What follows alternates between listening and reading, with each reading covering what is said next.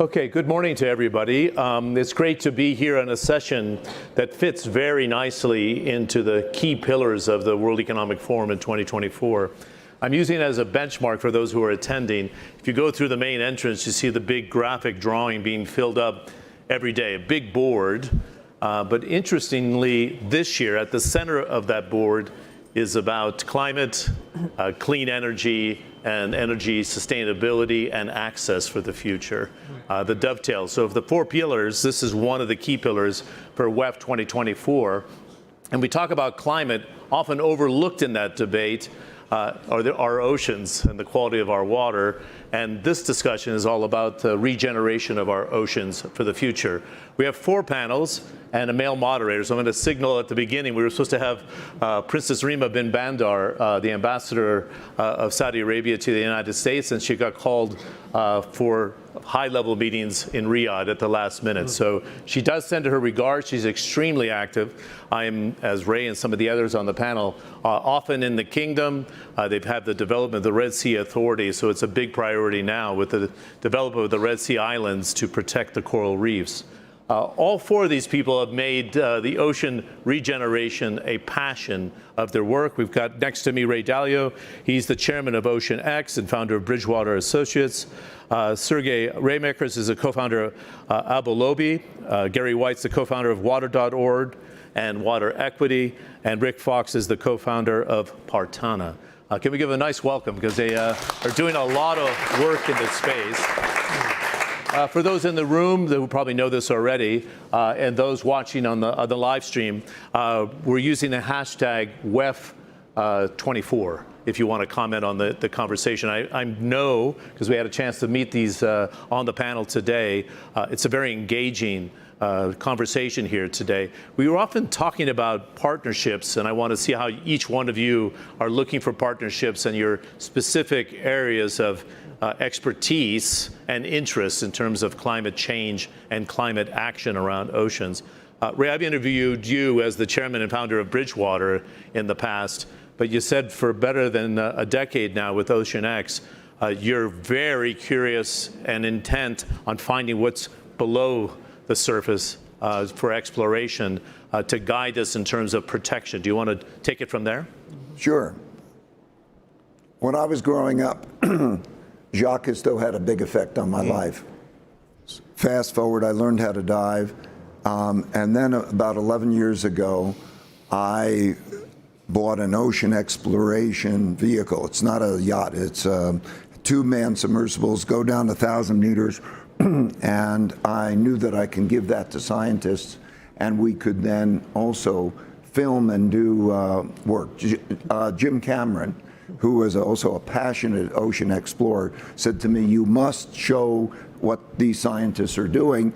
And so I started to develop a relationship with him, and we would create museum exhibitions. I would finance them, and he would also bring his talent to it.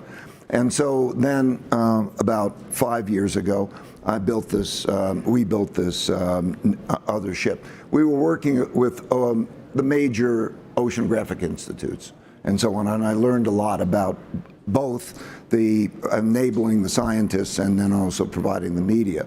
So what we do is we have partnerships in which there's this platform, which I have, which is a 275-foot, has laboratories. It has two-man vehicles that'll go down 1,000 meters. It has two vehicles that go, one tethered, one not, that goes down 6,000 meters, which covers 98% of the world's ocean. Anyway, it's quite a vehicle. And then we're working with media to be able to show that. And then, so it's private-public partnerships with a philanthropic element in it. In other words, I set an amount of money that I'm willing to lose each year, and then I find those other partners in which we decide. Basically, we have a two thumbs up process where we say, are we going to, what is the great science and exploration, because there's a huge demand for that, and then also can it produce the great media and understanding that we are doing. So we'll have there'll be a Disney series on that, but we work with governments. We're talking about Indonesia, for example. We'll be, in Saudi.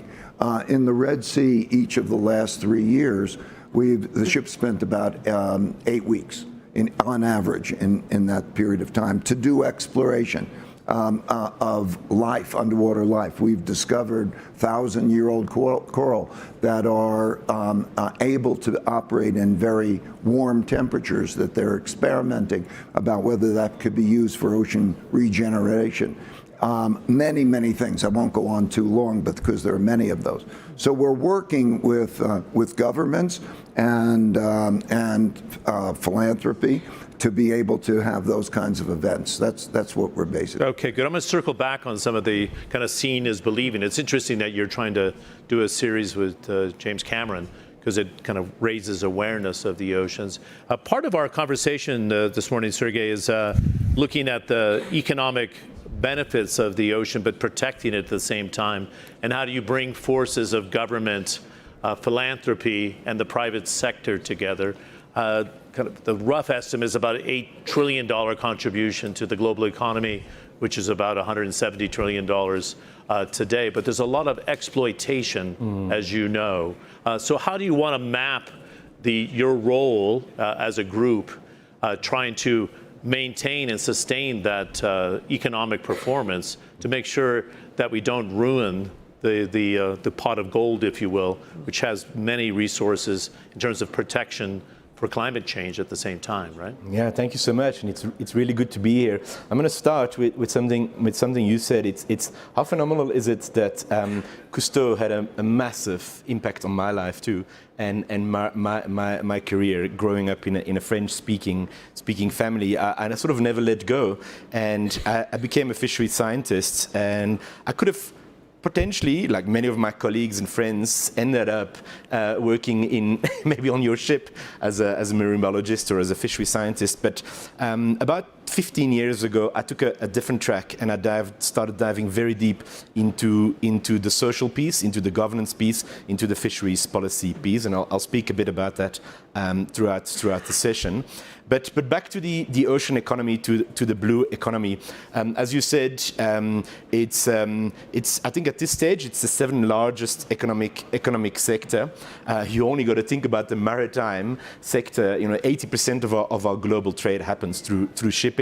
Think about tourism. Think about recreation. Think about energy. But my contribution today is, of course, focused on fisheries.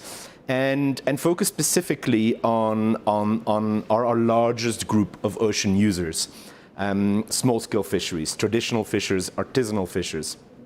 I'm always astounded when I look at statistics from the United Nations and others that up to 40% of the global catch is caught by small-scale fisheries. That's substantial. That contributes to the livelihood of 500 million people and the food security of billions of people around the world.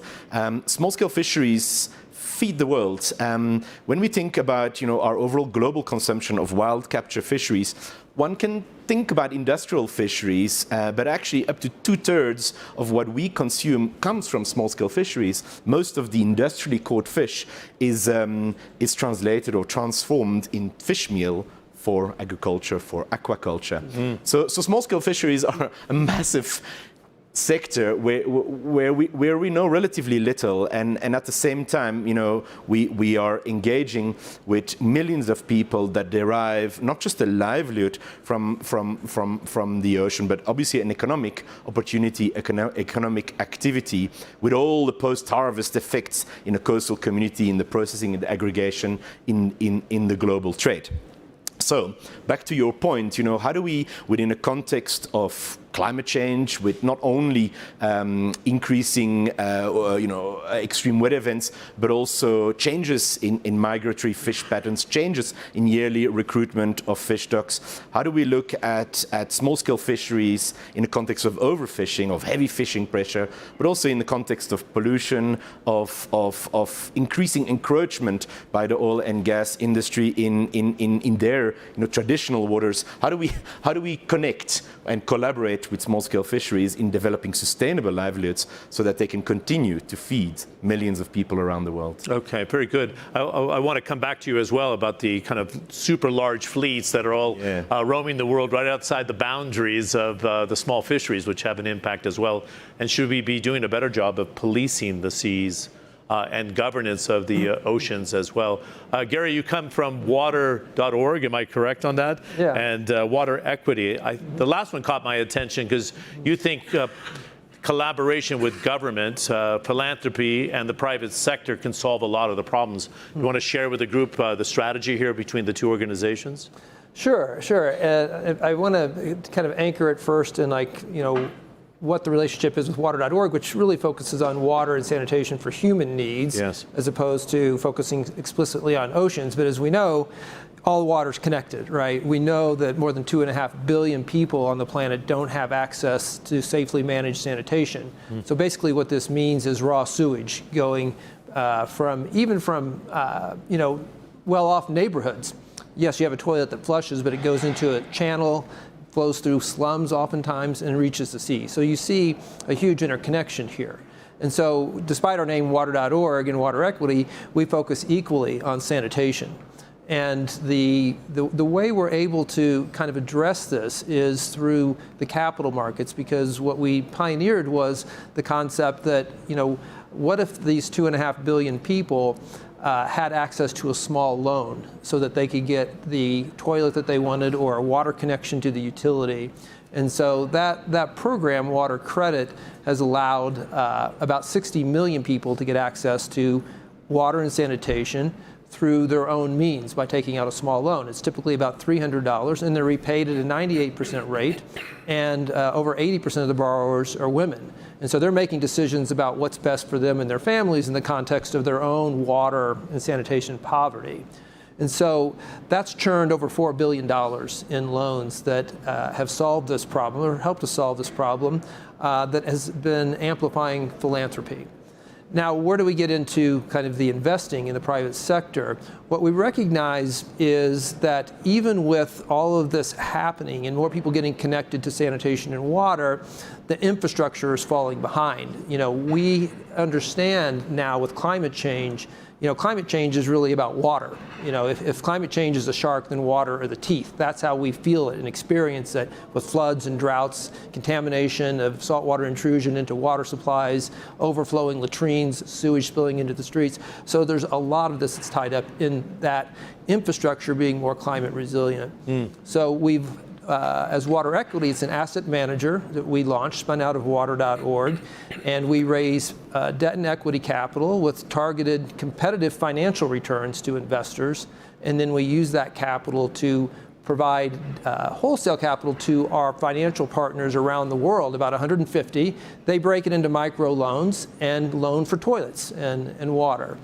And so what we see is the need for more capital to come into the space. We have this incredible underlying asset of 12.5 million loans that have happened. And so what we've done is work with our corporate partners who are also concerned about their water footprint and their sanitation footprint in low-income countries. And so now we have partners like Starbucks and Ecolab and DuPont, Reckitt, Gap. They're all investing from their balance sheets into our funds so that we can then scale this up, so that we can now launch infrastructure. We're launching our first infrastructure fund, and this is where it ties back into that treatment. So that infrastructure fund will be doing project finance and also financing high growth companies that focus on sanitation, industrial wastewater treatment, municipal wastewater treatment, so that that sewage and that sludge can no longer flow into the oceans. And that's where we're bringing in those corporations with their balance sheet, giving them a financial return and doing this. So I like to think of it as we're creating the financial plumbing that allows the capital markets to connect with a woman making $5 a day, so that she can do her part, for her family, but also for the environment. It's interesting. Before, this was kind of on the responsibility of a development fund or the World Bank, working with the government, but we're not getting the scale So you're just being innovative, bringing the private sector in, which we'll circle back to as well. I wanted to bring in Rick Fox, those who follow basketball know him as an NBA star legend and very successful teams with the Los Angeles Lakers. But in this subject, Rick, it's very personal because you grew up on an island nation. Why don't you let the audience here and watching on the stream know about that and why they're the most vulnerable to climate change. I think many are starting to understand it now, but it's the work of you and others that are kind of raising that profile. Thank you. It's a pleasure to be here. I'll have to start by outing myself if I don't out myself as someone that comes from the physical arts of the world of basketball and also the emotional arts and entertainment. If I don't speak from my heart, I'll get locked up in my head trying to be intelligent. Yeah. But I will tell you that I bring news from the front line of climate change here. I'm from the Bahamas, small island developing nation, that when I grew up as a kid, we were on the shores with long beaches of white sand that I would walk to and play in. So when my mom called for me to come in out of the water, it would take at least a longer time for me to get there. Years later, I show up on that same beach and that same water is now in our front yards. And so it's real for us as we plunge further and further underwater. When I was a kid growing up, we had hurricanes. And if you grew up on a 21-mile island by 7 miles wide, a hurricane was like a roller coaster event. It was fun. It was like an amusement park in the 70s. It wasn't as scary as it is today. They will report a hurricane category 4 or 5, and that's masked. Really, it's an 8, a 7. And in 2019, we had a hurricane come through, Hurricane Dorian, that they called a 1 in 100-year storm. I don't know if you guys remember this. And I got on the ground for the first time in 30 plus years and experienced what a hurricane looked like today. And it sucked thousands of people out to sea. It destroyed thousands of homes. They had surges of ocean water, some 25 to 30 feet high. And this is the world we live in now in the Bahamas. And then I spoke to the Prime Minister. You talk about leadership. Where's the leadership coming from in the world? Well, here was a frontline leader who was looking for solutions and innovation. Prime Minister Davis learned of Partana and what we were seeking. It's okay to give money. That lasts usually like a week or two after you see these natural disasters. But where are the solutions? And we're here seeking those solutions. Some of us are providing those solutions. And in our case, I, along with Partana, started to head out in search of ways to support the front line, small island developing nations. Our coral are a part of our ecosystem, whether it's ecotourism, whether it's biodiversity. Our corals are dying. You know this, Ray. You guys know this. It's leaving us. And so what are we doing about that? Our housing situation. How do we build more resilient hurricane-proof housing? And so I started to ask those questions, and I was fortunate enough to be gifted the opportunity, invited by the Prime Minister, to come home to the Bahamas and start to build from the front line a solution called Partana. We take big upscaled industry waste, we pull it together, and we create a binder that replaces cement from concrete. What we didn't know at that point in time, which is we went forward and we built homes that are now more resilient. They avoid and remove the CO2 from the atmosphere in the process. But we also now have discovered that coral grow on our material at an alarmingly positive rate. So as we look to bring this further into the world, we want to find those partners that care about not only the front line and small island developing nations, but innovation like this being able to be spread globally to create solutions not only on land, but in the sea. Okay, very good. Yeah, it's really interesting. In fact, the common link here is that you all see the need of the private sector or finance coming into play, and that's your background, Ray. What do you see here developing from Ocean X? You want to do the scoping for governments, which helps them see what's there. Number 2, you're raising awareness with the series. Do you want to talk about your third leg? Yeah. So for 50 years or so, I've been an investor, a professional investor. And the largest pools of money in the world, which are sovereign wealth funds, institutional monies, I know them. I know what they're thinking. And I know that they're eager to invest in this area. Only 1/6 of the amount of money that is needed for dealing with the climate issue goes to that. And when we talk about our issues, what you basically have to do is to do what some of you are doing, which is to convert that to a double bottom line endeavor. So I'm an institutional investor, and I became a philanthropist, and now I understand double bottom line, and I know that I can tap a huge amount of money to go into those things because of my relationships, to some extent the credibility, and to find entities like that. So this double bottom line will give more money into the things that we want money to go into than all of the efforts. The more government amounts of money and so on. So in my case, I understand the ocean. I'm dealing with the ocean. So in addition, I will probably be setting up a fund to invest in the ocean. I'll put my own money into it, a significant amount of my own money, so that those others can see that I'm leading in that way. And I will find those investments that provide adequate return.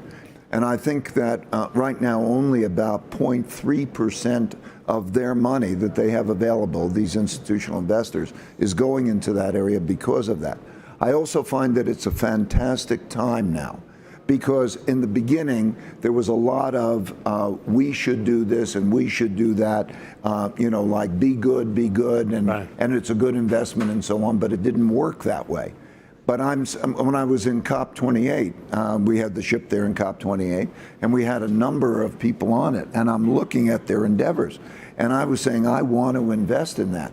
So, and when we think of the innovation that's taken place through many areas, through wind and solar and batteries and all of those things, and then I start to see, you're bringing up one and you're bringing up one. There's a lot of that. And also the power, it's not just that more money goes into it. It is when the money goes into it, there's more innovation. The way we produce advances in our society is through individuals who get empowered to be able to innovate.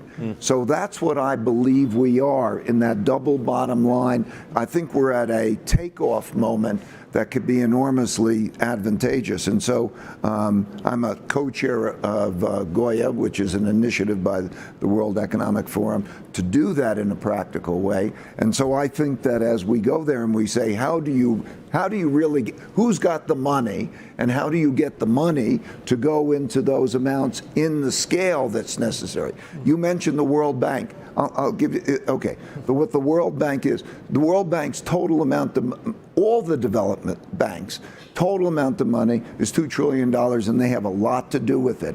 And they're not also able to make those kinds of investments. They don't know how to do it. So anyway, I think that there's an opportunity to create that blue economy in my case, but the broader sense. So I think here we're really talking about the blue economy and how to be able to bring innovation and profitability to that, which will attract a lot of money. Good. Just very quickly before I bring the others to come in, I just want to riff a bit because I see all your eyes kind of, getting a twinkle in your eye because you're thinking along the same lines. If there's $2 trillion of development fund money, Ray, what's the pool of private capital so people can get a sense of 200 trillion. That's what I thought. Okay. Good. So that's of which only 0.3 goes, and they want to go to invest. Right. Good. Can Go I ahead, pick Gary, up why? Yeah, why aren't they able to invest? I think they don't have. The question is, why aren't they able to invest? I'll answer that. Well, go ahead, and I'll answer too. Okay. I didn't mean to. Oh no, it's kind of rhetorical, I guess. But you're absolutely right. Institutional capital is the end game, and I think we're starting to get there by getting to the corporate balance sheets, which is a lot better than just raising philanthropy, right? But what we see is, and I hear all the time, is the deals are not there. The bankable projects are not there, especially in low-income countries. And so the need for philanthropic or blended capital to come in and do that deal preparation to de-risk some of these investments is critical. And I think that's exactly what we're able to do because we have water.org, which is philanthropic capital. Water.org's been doing this for 3 decades, so we kind of know this landscape. So we're able to use that philanthropic capital in a way that gets the deals across the line. When Water Equities Investment Committee is looking at a deal, they have a checklist, and water.org can access that checklist. So when they do the technical assistance, when they do the de-risking and take the deal, it's already pre-done. I'd like to. So. There's potential in that, but not nearly enough. And I'll tell you why. Mm-hmm. Those who are de-risking, such as the World Bank and the development organizations, they don't have enough money to take on enough of that risk. Okay. So who's doing the de-risking? Meaning I'll take on the risk? And water.org, yeah. No, okay. So they can help water.org, maybe. And if you take the philanthropic money, the total amount of philanthropic money which is given away each year is about $1 trillion, but it all goes to things that people want to give philanthropy to, which is their hospitals, their universities, and their religious organizations. And so the amount of money that is there is not large enough. It can create a level of that. Yeah. But the $200 trillion that I'm talking about is institutional money, sovereign wealth funds, I got you. It's and those types of things.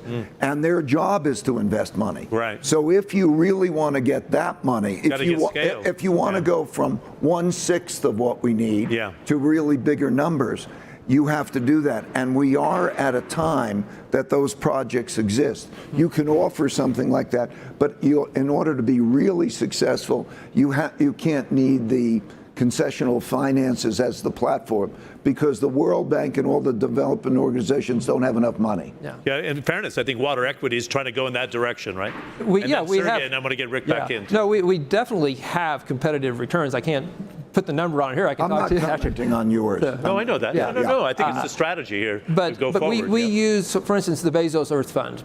Provided us with a $10 million philanthropic grant. That $10 million is going to allow us to scale up to more than $1 billion of assets under management, because we can use that to build out our team around the world, have the expertise to go do the de-risking, to do the technical assistance that's needed. So I absolutely agree, we can't survive forever on concessional, but if we can get this up and running and we can get the assets under management, the management fees will start paying. Management fees. That's how it does. I do. And so that's the golden goose. That's the path. Exactly. Okay, Sergey, go ahead. Really interesting conversation. Yeah. I'm enjoying this. I've been quite encouraged, this week, for the first time at Davos, realizing how many organizations, individuals are trying to mobilize capital in the ocean space is extremely encouraging. It's good to be here. At the same time, I want us to zoom in a little bit on that fishing village in the Bahamas or in South Africa. I spoke a bit earlier on about the fact that I'm a fishery scientist, and many years ago, by engaging with fishers, with fishermen, with fisherwomen, I picked up that so many fishing villages, so many fishing communities have a very high resolution local ecological knowledge of our oceans. To give you an example, one fish species has one Latin name in my fishery science world.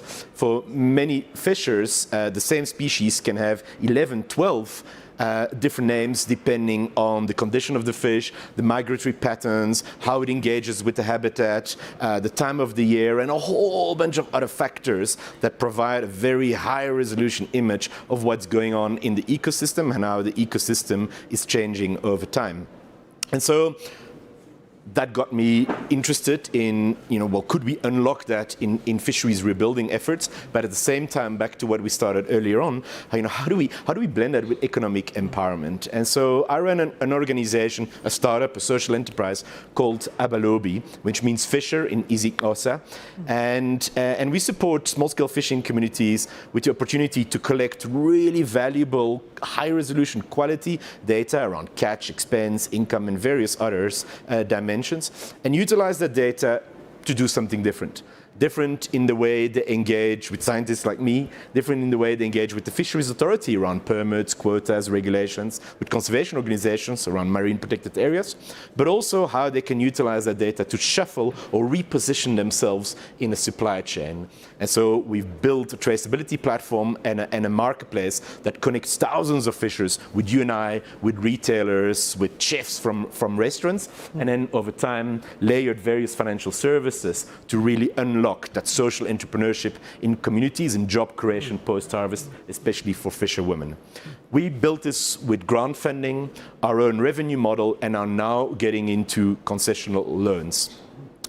We were recently recognized by Prince William through the Earthshot Prize, which got us a lot of confidence, but we obsess about impact. We are in the business of rebuilding fisheries, and we know that to rebuild fisheries, we got to tap deep into the triple bottom line. How do we look at shifting fisher behavior towards more abundant species, ecologically more resilient species? Sorry, just for the audience, so explain the triple bottom line. Yeah, so how do we dive into the ecological dimension of the triple bottom line? The shifting fisher behavior, cooling it a bit on some species, driving fisheries improvement. How do we dive into the social bottom line? How do we dive deep into food security in these coastal communities which are often connected to global trade as well? How do we connect with the very often invisible role and remunerated role of women in fishing communities? And then, of course, from an economic point of view, how do we move these very often unviable, barely profitable fisheries in a social entrepreneurship journey? And so we obsess about that impact, and that's baked in our DNA. It's baked in our social enterprise. And at this stage, we're excited to scale. We've built a model that that is rebuilt a couple of fisheries. We've proven to ourselves, hey, we can rebuild fisheries. How exciting is that? And we're working in 12 different countries, but we're still struggling with bringing in impact investment with expectations of slightly higher returns and maintain a careful balance with that high resolution long-term impact. Great, what a great explanation. Rick, I remember at one of the recent COPs, we had I think it was the Prime Minister of Tuvalu, who stood there, to your point, and he had water up to his waist, and he was giving his welcoming speech from Tuvalu to the COP community. And I think it was a profound shift, because seeing is believing for the small island nations here. What are you trying to get accomplished for these nations? And when you hear the three saying we have private equity capital, let's deploy it, how would it be best applied to the Bahamas, for example? What is your aspiration here? Dignity, the maintenance of dignity, our dignity as a people, as a country. We've gone to these COPs the last few years, and collectively as the Global South there in the CARICOM region, we've gone with hat in hand. Loss and damage, yes. Loss and damage. Please, developing nation, you be responsible for what you've done to us, right? And my pitch to the Prime Minister was different. How do we hold our dignity in this moment? How do we innovate for ourselves and solve our own problem? Well, that requires capital. And when you're talking to a prime minister that's $11 billion in debt in a country from repeated storms that come through, and he's trying to, call out for solutions, the World Bank is not coming to help us. We're above that line, right? So we're caught in the middle there, where we're trying to solve that problem. This is my journey as an entrepreneur in climate tech. I come from a basketball background. I'm a defender on the basketball court. I'm a supporter, a facilitator. I was never the star. I was the captain, but I facilitated. So that's my role in this company. And so as I'm out here trying to find out, where are the solutions and funding that can take a formula that we have that's going to change the way we build in the world, but also now support what we do in the ocean with coral restoration. That takes a lot of CapEx. That takes a lot of support, right? And so my greatest blessing is that I have the stamina to lead this. My greatest curse for this company is that I'm an athlete leading a climate technology company in concrete. So in people's minds, they go, well, why are you leading this, right? So I get caught in the middle. And so, but it's a pretty clear narrative, to be honest with you. I'm a communications and journalist. I get where you're going here, because you're trying to use your kind of recognition to kind of change the way we think. I'm the Trojan horse. Yeah. I'm the Trojan horse that's trying to get the attention and the spotlight put on a country I care deeply about. I know. Right? I'm defending my home. Yeah. And my fellow citizens, our livelihood. And so the more I can champion that message, the sooner maybe someone will hear. And I have to give an acknowledgement to not only the Prime Minister for inviting innovation from the front line, but also we're in the Kingdom of Saudi Arabia. That's where I met you, Ray, on Ocean X at COP28. The Red Sea Global, they were our first believer as a developer in the world to pull us in and to work with us last year. Right. So, the Kingdom of Saudi Arabia is leading in this way. So I'm finding the conversations that are out there where people are engaging and are willing to take these steps to not just talk about solutions, but actually move towards them. What I'm having to learn now in a fast order is how to speak this language in the air. I can speak the language of billions when you're in debt billions of dollars. Yeah. I have to learn how to speak the language of raising billions of dollars to go and move a solution like this out into the world, not just in the Bahamas, but in the kingdom and into the rest of the world to bring these type of solutions forward. Good. I want to discuss what's the language you're hearing at Davos in 2024 about this in terms of mobilizing faster? Because I remember I use the analogy of JFK, John F. Kennedy, when he wanted to get to the moon in a short period of time, before the end of the decade.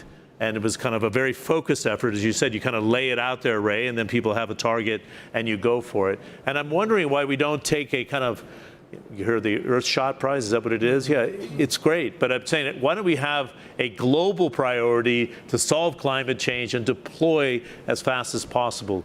These are all phenomenal ideas, but don't you get a little bit frustrated that the human species can't focus on a medium-term problem, which now becomes a near-term problem? Do you want to address that? Well, yes, just to be clear, it's not fully aware yet, but WEF has made a major shift in supporting this. And as I said, this program, Goya, which has made a few $1 billion of commitments to exactly this, a private-public philanthropic partnership to do exactly what we're talking about.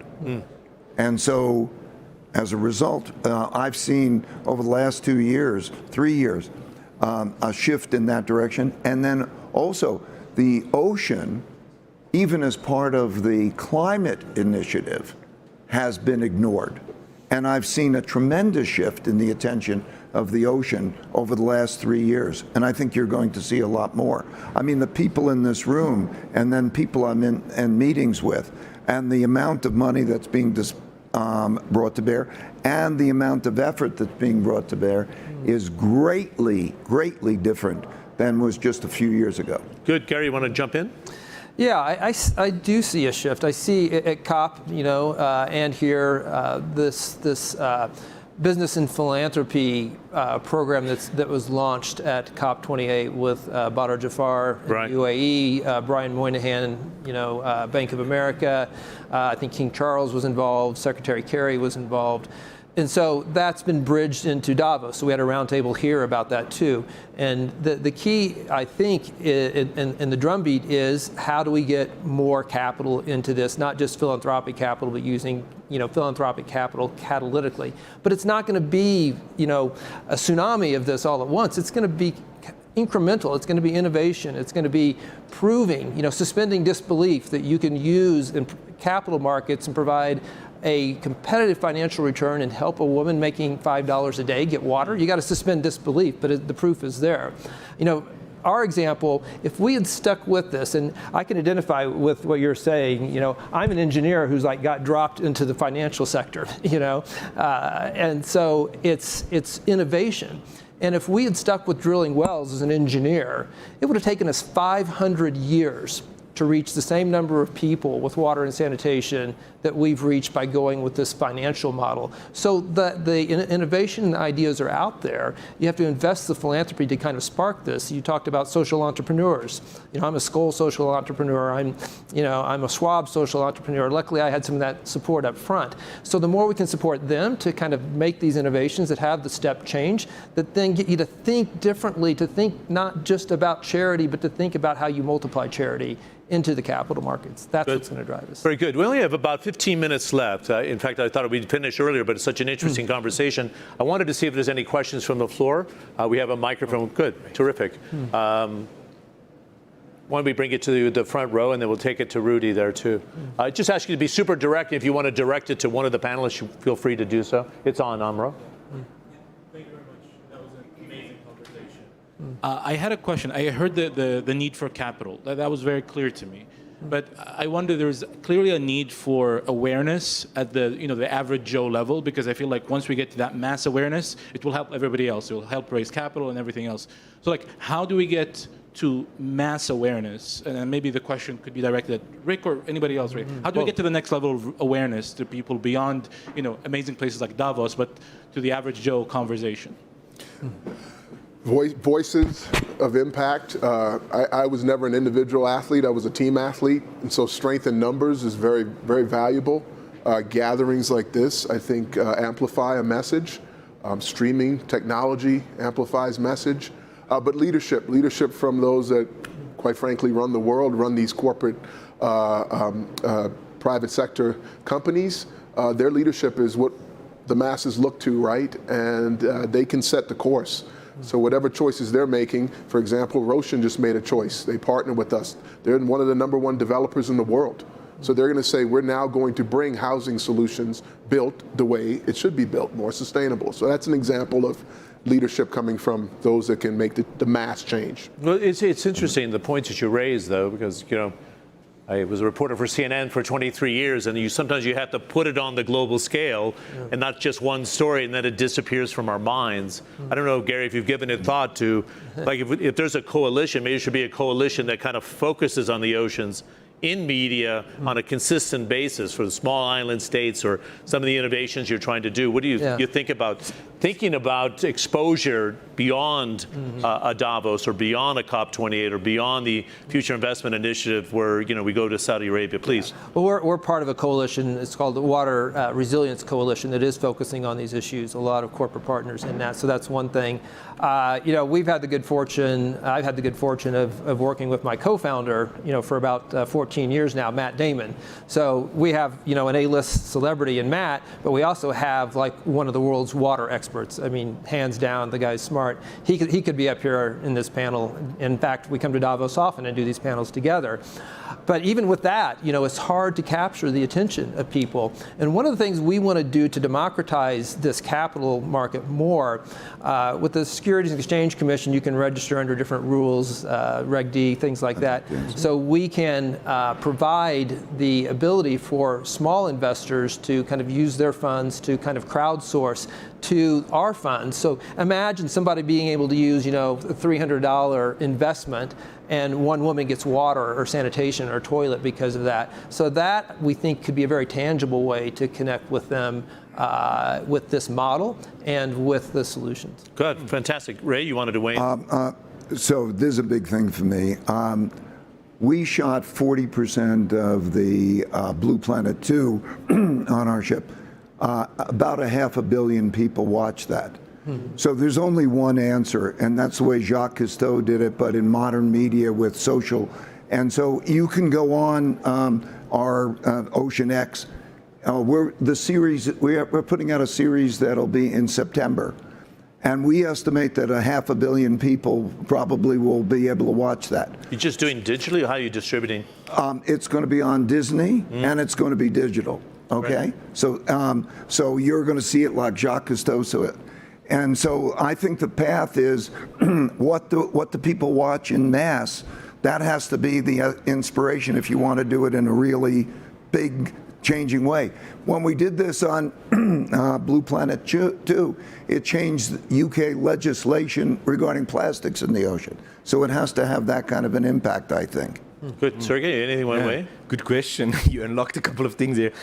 We don't have a celebrity just yet in our inner circle, Ricky. But we do in another way. On our board, in our team, we have global fisher leaders who connect. Not necessarily through COP, but through all sorts of other institutions with a large audience of small-scale fishers around the world to create that movement of unlocking that stewardship, of raising their voice and sharing these insights from different parts of the world where there are literally thousands of initiatives around the world trying to shift the needle in fisheries. Just as an idea, I was thinking about it because at CNN we had now, I think it is 12th year of the fight against human slavery, right? Yeah. And people look forward every year. I think we should be thinking. It's habit. What's that? Habit. Habit, yeah. When you said that, that Blue Planet too, the only problem is it came out once. Yeah. Okay, you do this on Instagram. We're always on Instagram. People form the habit, and then you have followers. And when they have the followers, and Just builds a momentum for it. they become addicted. But I to think it. we actually should even think about streamlining fisheries, small island That's right. nations, That's what I'm right? saying. Yeah, I To agree. capture Yeah. it that way in a vehicle, the only way you're going to do the that. heart. But I've worked with the scientists and the media, and I can tell you, you have to have both the science and all that, but you have to have the entertainment. Yeah, I agree. You have to make it engaging. But folks, there's another angle here. We can change the world through what we eat. And so I'm talking about fisheries here. How do we all reconnect or rebuild our relationship with seafood? How do we reconnect with who caught our fish? How was it caught? Where was it caught? There's a lot of greenwashing out there. How do we make sure that from a traceability point of view, when you walk out of here and you go to the for lunch or you go home and you go to your fishmonger or your retailer, whoever, how do you ensure that what you eat comes from a fishery that is either already certified, recognized sustainable, and or where there's a very visible, tangible, measurable connection with an initiative that is trying to rebuild the stock. Good. We have 9 minutes. Rudy, you want to ask a quick question? Thank you, Joe. We have another one. Let's see if we can cover these. We have 3 questions and we'll close. Be quick. About the 200 trillion, Ray. How do we mobilize that 200 trillion with returns? Where in the blue economy, where in the world of oceans are there compelling returns? How do we create sort of a military industrial complex, an ocean regeneration complex? What does it take to mobilize that at scale? Well, right now it's virtually non-existent. But when I was in COP28 and we had guests on the ship and I got to be exposed to a lot of entrepreneurs, I could tell you there were a lot of things that I want to invest in. And I know what the other side, there's a lot of desire to make those investments if you make it profitable. So I have to get started, and we, just like you're doing an excellent job in terms of doing that, it is that path. It must be that path, and that's what Goya is doing, this How do you initiative. spell it, Ray, for everybody to get it? Goya? It's, how do we spell it? G-A... Gaea. Gaia. Giving to amplify Earth action for our people watching on the stream. Because you said it twice. I wanted people to find it, yeah? So I really do believe that it's like modern technologies and modern things. And when it's put together with massive media so that you get that, I think that a lot will happen. It's a beginning, but it has to be unleashed. Good. Rick, you have any comments? I saw you nodding along with Ray there. Yeah, I was just thinking in terms of the bottom line. You mentioned double bottom line, finding ways in a carbon circular economy. If you're working with materials that generate a positive end result, that's an added bonus to the bottom line. Then it's easier for people to take that leap into an investment. Well, it's quite extraordinary you say that, because we were always saying the hard to abate sectors. I'm part of the World Economic Forum's energy program. Concrete's hard to abate, but all of a sudden you stick out a carrot and say, we need a solution.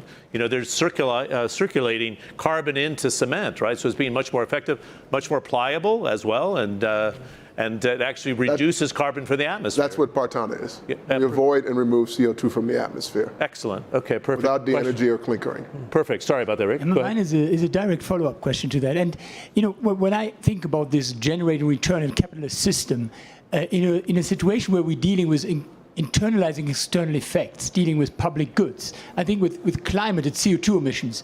So most of the economists would argue, you need to put a price on it, or you subsidize it. That's another way to do it. But with oceans, it's a common good, right? You mentioned actually policing outside of the boundaries where it's still part of a sovereign.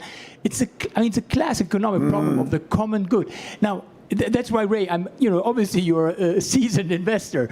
So how can we be confident that we get sustainable returns in our capitalistic system when we're actually dealing with a common good, where we cannot? I think this common good idea is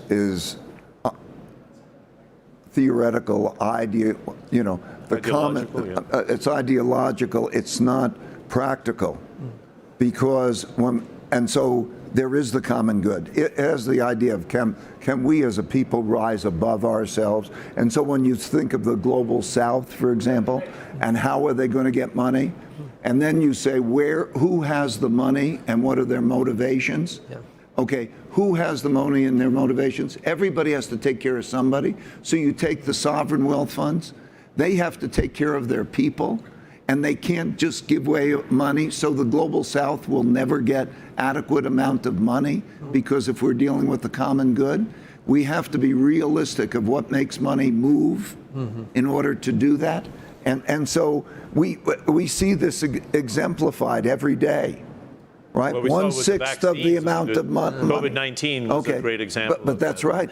If you can bring that to, so unfortunately, even you look at wars, you look at the conflicts that we're having now, the common good is not being adequately supported because it comes from somebody to somebody else, and that somebody is also thinking, who do they have to take care of? Well, I find a big disconnect, though. So, for example, with COVID-19, I think the globe spent about $3 trillion. Then we've been debating, as everybody on this panel and this audience knows, the loss and damage fund to get it to $100 billion. Like, that's a disconnect. So if we know what we did over the Industrial Revolution, the impact it's having on the global south, but we're not prepared to deploy, which I find pretty inadequate by a global community. You agree? But we keep saying inadequate. I agree with inadequate. But I think it's not complicated to understand why we don't get the money to that. Because you have to look, you have to look at who has the money and what are their motivations. You can't be theoretical. It's a simple question.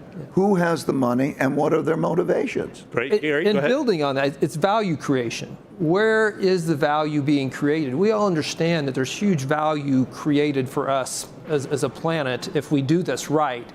But at a micro level, the fisherwoman, what's the value that's being created there? And how do you begin to pass some of that value up the chain? I'll give you one really key example for this. The woman that makes $5 a day I keep talking about. I met one of these women in the Philippines. She was paying $60 a month to buy water from a water vendor truck because she had no house connection. She got a $300 loan. She was paying $5 a month for her repayment fee, and she was paying $5 a month for her water tariff. She had $50 a month in value creation there. We just sliced off some of that, and it passed all the way up to investors. If you can find those pockets. I want to wrap it in 2 minutes. I want to half agree and half disagree. There's no doubt that there's a lot of value creation by if we can get money transferred to that. But there may not be profitability. And what you are accomplishing, if you are looking at it, is because you make it profitable. Exactly. Okay? So the difference is that when we say value creation in the world that we're living in, that's associated with return, with profitable return. There are many great things. Think about public education, how we should educate the population wonderfully. That's great value creation. But when it doesn't become profitable, and the system doesn't work, the profit system doesn't get to deliver great value creation, that's a problem. So you have to find out, how do I get those resources, let's say in public poor education. That's one of the biggest problems we have in the world now, right? And it's inexcusable. That's value creation. But what is standing in the way of getting the money there? That's what the issue is. Great. I'm going to have you guys all, in 10 seconds, repeat your organization for those that are here in the room and also those watching on the stream, where they can learn more very quickly. OceanX. OceanX.com, .org? Yep, .org. .org search? Abalobi.org. Okay, you want to spell that for us? Abalobi. Okay, thank you very much, Gary. Water.org. That's pretty simple. And You want to spell it for us? and waterequity.com. Great. Go ahead, Rick. It's all yours. Partana.com, TANNA.com. That's the first time I've done it, but I think it's really important because I think people are watching. Is like, how do I find out more about these guys? I'm sorry we couldn't take more questions. I was wondering how we're going to do an hour on ocean regeneration. We could have gone another hour quite easily. Thanks a lot. I appreciate all your contributions. Thanks for the organizing committee from the Kingdom of Saudi Arabia to put this on the agenda.